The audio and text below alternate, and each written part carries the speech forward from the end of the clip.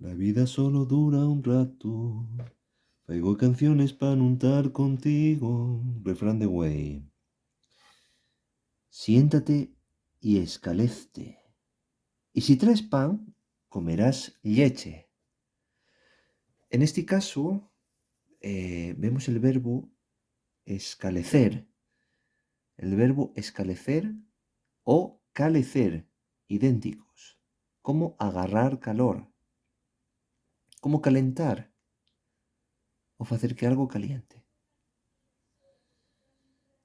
Y si traes pan comerás lleche. En este caso parece facer referencia a la hospitalidad, el agospio, que una persona se sienta afallá o que se afalle nun hogar, nun fogar. Siéntate y escalézte. ¿Qué te parece el refrán de güey?